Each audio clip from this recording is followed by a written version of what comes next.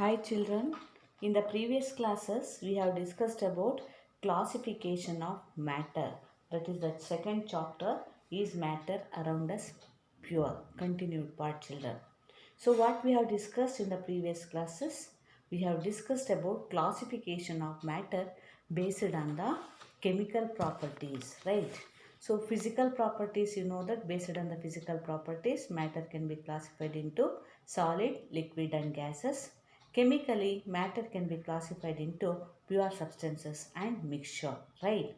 So again, mixtures are broadly classified into two categories. One is homogeneous mixture, another one is heterogeneous mixture. On what basis, children? Based on the arrangement of particles, or we can say that the distribution of particles. So homogeneous mixture consists of solution. That means we cannot identify solute and solvent. The particles which are uniformly distributed. Such a type of mixture is called it as homogeneous mixture. Which are the examples for homogeneous mixture? Solutions are the homogeneous mixture. What about the heterogeneous mixture? The mixture we can identify the solute particles, right? That means the particles which are not distributed equally. Such a type of mixtures are called it as suspension, and one more colloids, right? Totally homogeneous mixture and heterogeneous mixture. Homogeneous ಮಿಕ್ಸ್ಚರಲ್ಲಿ ಯಾವ್ದು ಬರುತ್ತೆ?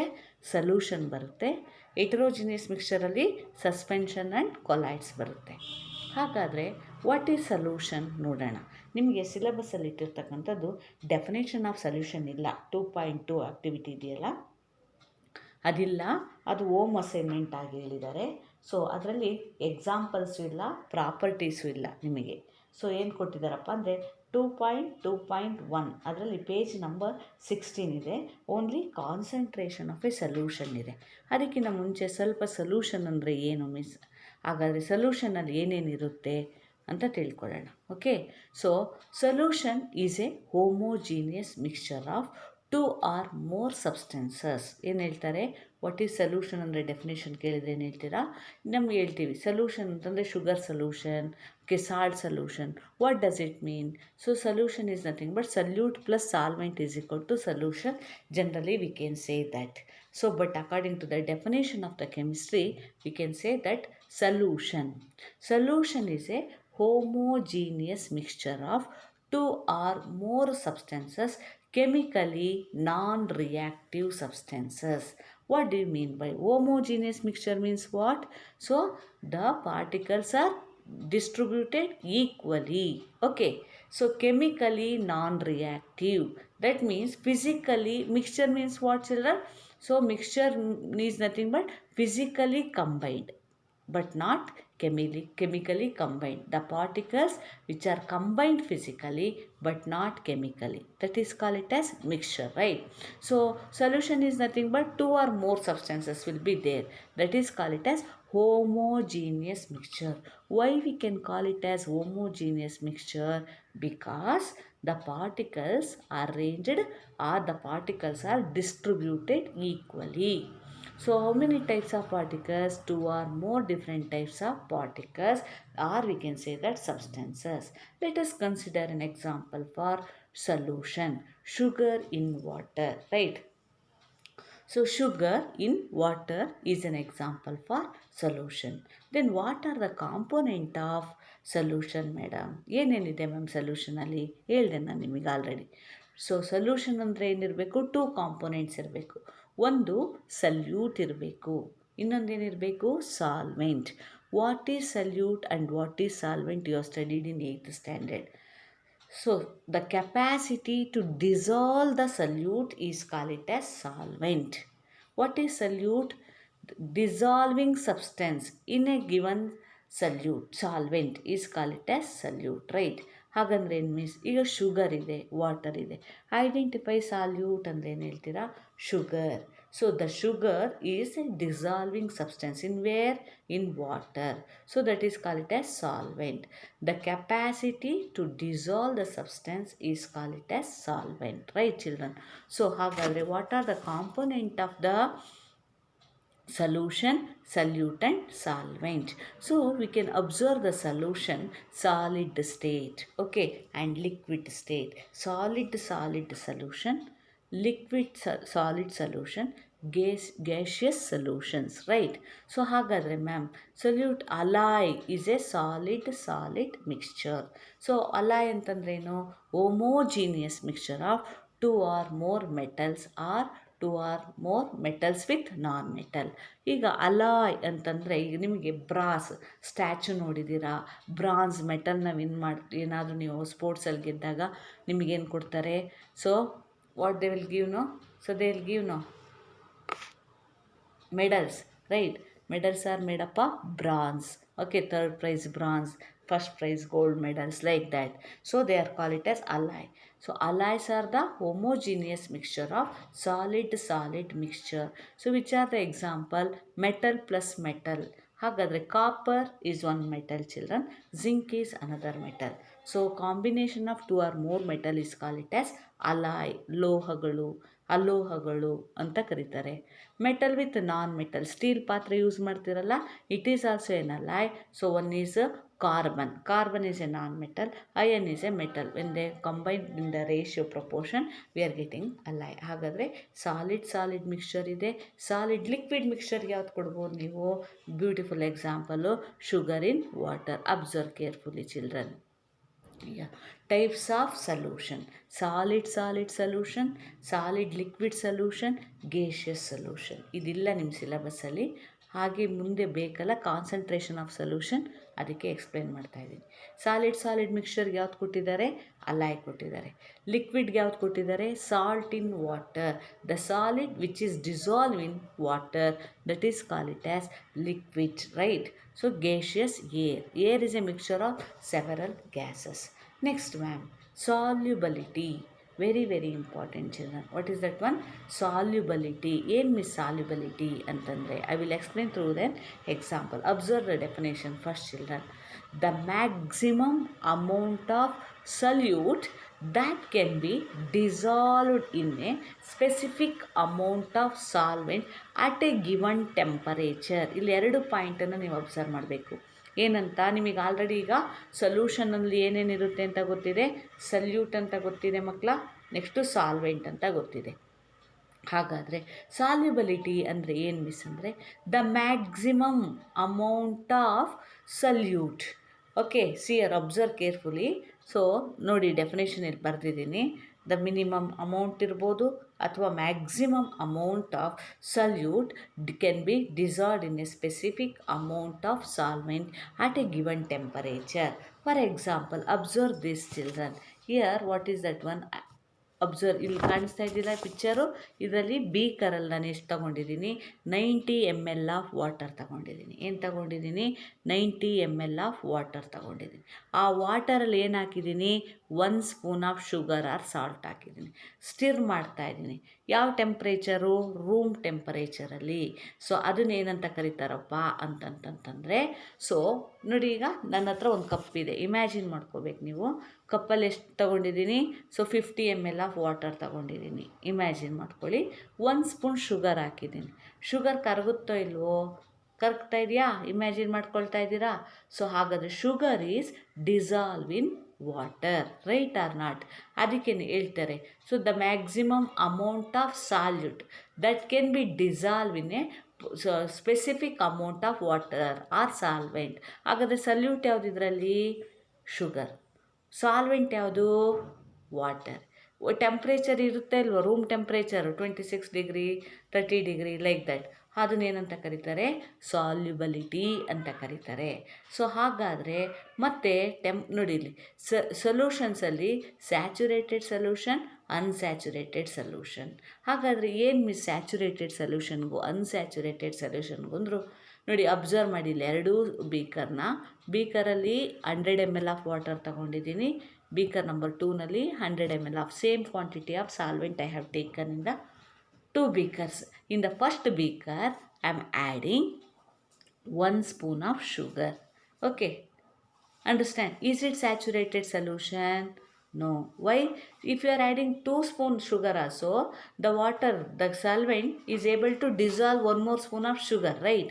That means, so what is that? We can observe carefully. Solute is dissolved in a solvent, right? That is called it as unsaturated solution. What is that one? Unsaturated solution.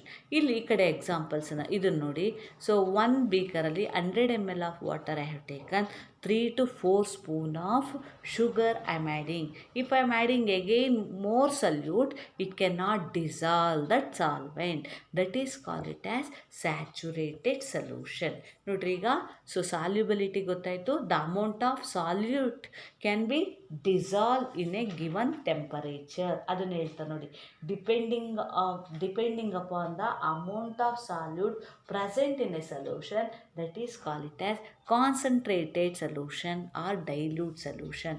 ಈಗ ನೋಡಿ, beaker number A ಅಂದ್ಕೊಳ್ಳಿ, ಇದನ್ನು beaker number B ಅಂದ್ಕೊಳ್ಳಿ. So ಎಷ್ಟು ತೊಗೊಂಡಿದ್ದೀನಿ ವಾಟರ್ನ? 100 ml ತೊಗೊಂಡಿದ್ದೀನಿ. 1 spoon sugar I am adding. That means the sugar is dissolved. Sugar means solute is dissolved in a, what is that one? Solvent at temperature. Here this is also at room temperature only. I am adding 3 spoon of sugar, but again if you are adding 4th spoon, that 4th spoon sugar is not dissolving. That means we can say that that type of solution is called it as saturated solution. Right or not, children? I hope you understand saturated solution and unsaturated solution. Observe carefully. Here they have given the definition, children. Please copy to your classwork. What are saturated solution? A saturated solution is that solution in which the maximum amount of solute has been dissolved in a particular temperature, right? That means 3 spoon of sugar I am adding, or if I am adding 4th spoon, that is not able to dissolve. That means already ನಾನೇನು ಹೊಟ್ಟೆ ತುಂಬ ಊಟ ಮಾಡಿಬಿಟ್ಟಿದ್ದೀನಿ, ಊಟ ಮಾಡೋಕ್ಕೆ ಜಾಗನೇ ಇಲ್ಲ. Saturation ಇಲ್ಲ ಕಣ, ಇನ್ನೊಂದು ಚೂರು ಜಿಲೇಬಿ ನೋಡಿದೆ, ಮೈಸೂರು ಪಾಕ್ ನೋಡಿದೆ, ಇನ್ನೊಂದು ಸ್ವಲ್ಪ ತಿಂತೀನಿ ಕರಗಿಸ್ಕೊಳ್ಳೋದು ಹೊಟ್ಟೆ ಅಂದರೆ ಅದು unsaturated condition, right? Saturated solution is that solution in which the maximum amount of salute has been dissolved in A particular temperature. Your temperature is very, very important. Unsaturated solution means the solution that has been less than the maximum amount of that can be dissolved is called it as unsaturated solution. Based on the saturation, based on the solute, we can say that, for example, so water is there, solute is there. See, that is called it as the concentration and dilute. ಈಗ ನಾನು ಹೇಳ್ತೀನಿ dilute HCl ಅಂತ ಹೇಳ್ತೀನಿ, ಅಥವಾ concentrated HCl ಅಂತ. What does it mean? Understand the word dilute and concentrated. ನಿಮ್ಮಮ್ಮ ಸಾಂಬಾರು ಮಾಡ್ತಾರೆ, ಪಲ್ಯ ಮಾಡ್ತಾರೆ ಅಲ್ವಾ? ಪಲ್ಯ ಏನದು? ಕಾನ್ಸಂಟ್ರೇಷನ್ ಅಂದರೆ ಏನಾಗಿರುತ್ತೆ? ಗಟ್ಟಿ ಇರುತ್ತೆ, ಅದರಲ್ಲಿ ಜಾಸ್ತಿ ತರಕಾರಿ ಇರುತ್ತೆ. ಸಾಂಬಾರ್ಗೆ ಏನು ಮಾಡ್ತಾರೆ? ಸ್ವಲ್ಪ ಜಾಸ್ತಿ ನೀರು ಹಾಕ್ತಾರೆ. ಅದೇ ಡೈಲ್ಯೂಟ್ ಅಂತ ತಿಳ್ಕೊಂಡಿರಿ ಸಿಂಪಲಾಗಿ. Don't write that to the examination, children. So what is the meaning of concentration of the solution ಅಂದರೆ the proportion of the solute to the solvent in a given solution.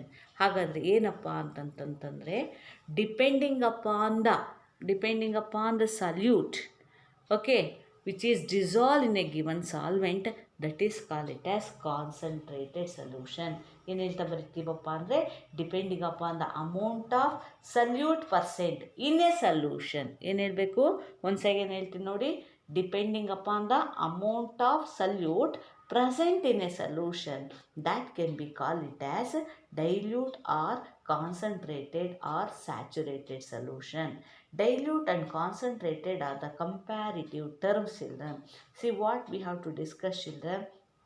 Here, at any particular temperature, the solution that has dissolved much of the solid which is capable of dissolving is said to be saturated solution. Clear? How can we refer, ma'am? How can we say that? So it can be refers to by using two terms, children. Concentration of the solution. The proportion of the solute in a solvent in a given solution is expressed in the concentration.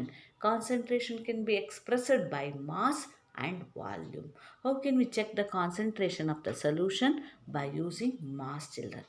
So percentage ಅಂತಂದಾಗ ನಮಗೆ ಗೊತ್ತಿದೆ ಯಾವ್ದು use ಮಾಡಬೇಕು ಅಂತೇಳಿ. So mass percentage. So how can we check the concentration of the solution?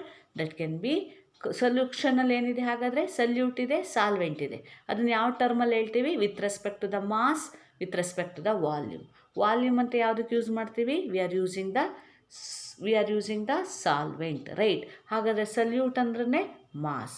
So mass percentage, mass of solute and mass of solution into 100. One example I am going to give you. Here observe this diagram, children. See a concentrated solution.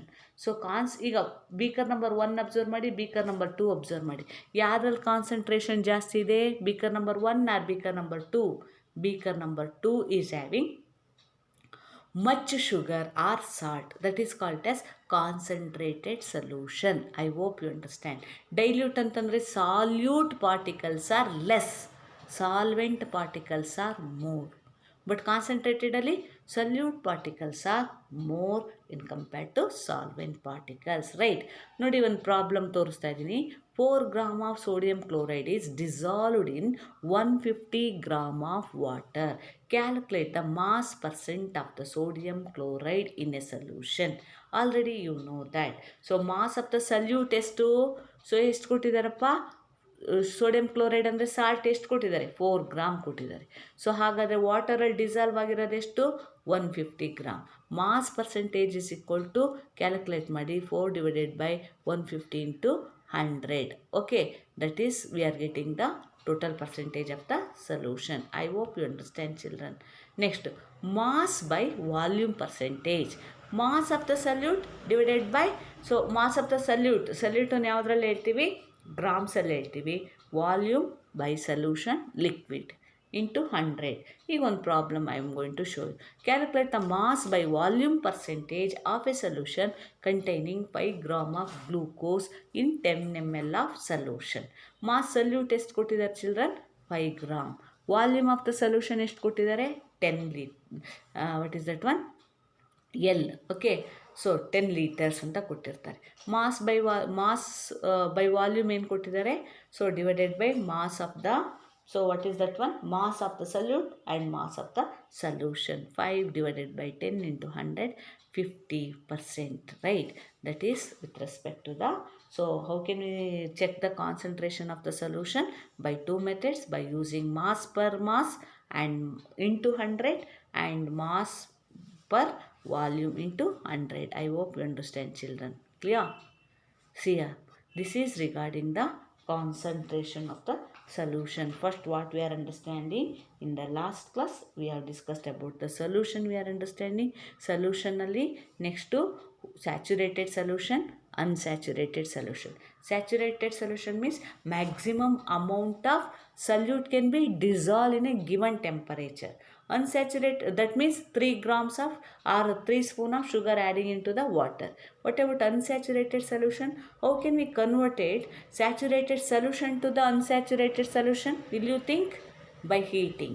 Okay, by heating. If you are increasing the temperature, the solubility is also increases. I hope you understand, children. Thank you, children.